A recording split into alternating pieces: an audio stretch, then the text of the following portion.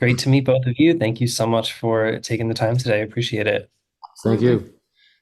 you. Um, I I'm gonna bounce back and forth a lot, but obviously if you want to jump in on anything, I ask someone else, like please feel free. But the first thing I want to ask is for both of you, which is, you have both done such incredible projects, but it's not all the time that you come together on something, I believe. So what about a project makes it something that you want to do together? Um, I think it's just, I don't know, just when it feels right, and this was something that felt right. Um, this is also the first project we've done where we had the idea and weren't the ones to write it or direct it, but we're the ones to sort of produce it and shepherd the project. So just felt like a new opportunity, and we're just very excited to do it. And I think we're going to do more of this type of thing, you know? Yeah. So yeah, I don't know. It just felt just something we wanted to do, and we've kind of done just about everything else, other than, shepherding, coming together to shepherd something. And it was just a new and great experience that we wanted to have. Yeah. Uh, just following up on that really quick, I guess, like, how is it to kind of have the idea for something and then entrust it to other people to kind of actualize it? Like, how is it to find your collaborators on that, I guess? Because that sounds like it's a big ask of someone. Hmm. No, that is of the utmost important to find the team that you want to go on this journey with, that you can trust, that believe in the vision. That's really paramount. And we found incredible showrunners in Damian Macedon and Raphael Jackson, but also in our source material, which was a couple things that influenced us. The Sword and the Shield by Peniel Joseph, which is an incredible book. And then The Meeting by Jeff Stetson was a play that was written in the 80s about a fictional meeting between Dr. King and Malcolm X. And we actually hired him to write the pilot episode, that first one. So was putting together an incredible team. And then, as Reg said, to be there to help cast it, to shepherd it in post. And, it was a really good experience, and we're proud of what came out of it. It also just felt like a natural progression. I mean, like what we do is so collaborative anyway, and Yeah.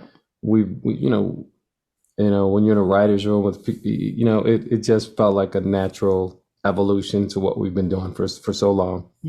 Yeah. And something I thought was really interesting in watching this was the way that these monumental moments, from these people's lives are dramatized. Like, for example, the I Have a Dream speech is not just Kelvin Harrison Jr. reciting it, uh, which I know he can, he's incredible, but like, can you talk about maybe how you wanted to approach those moments in a way that wasn't just trying to recreate footage, basically? Yeah, I mean, I think one thing is, music is such a big part of this narrative.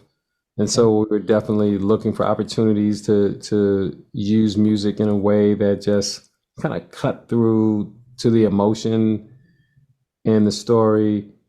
Um, and I hesitate a bit because we want people to be surprised by the series, but like many people don't know that Malcolm X was at the March on Washington. Yeah. And it was just like really fun to just reveal that. And so much of what we're doing in a narrative is just um, giving us a lot of the history that we know, but giving you some things behind the curtain that you might have missed. Yeah. And obviously so much care went into the structuring of the show because it does such an incredible job of, mirroring the lives of Dr. King and Malcolm X and their wives and the other people in their lives. Uh, how I'm sure you saw it all come together. Like, how was it to just shape the series in that way? I mean, it seems like it must have been a big task. I mean, it's an incredible challenge to tell the story of really four people our four icons. But what was our North Star? And the North Star, certainly for our showrunners, was the belief of in this narrative of telling the story of how these two had the same goal, but had differing means of going about it, of achieving it. But as they neared the end of their lives, that they were coming closer and closer together. And with their belief system, with the belief that it was about human rights and not just civil rights.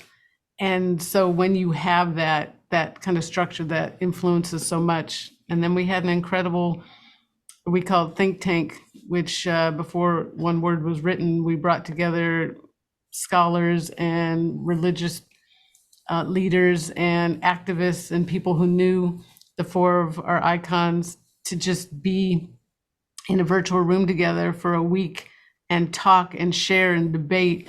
And that was just us sitting back and listening and learning so many things we didn't know that then we were excited to put into the narrative, and that helped shape it as well. Yeah. And I,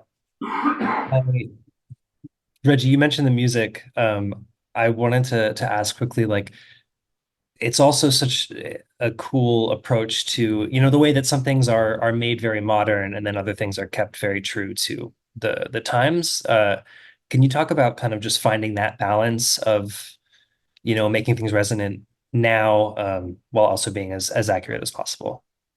Yeah, I mean, so some of the fun things we did with the music, in particular, Jessica really, some cool songs from Jacob Banks.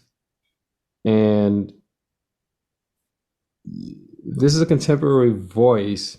It sounds like it could have been back from that day. Yeah. Rianne Giddens, like her sound, it's contemporary, but also feels like it could be back from that day. Then we use Aloe Black, which is, contemporary.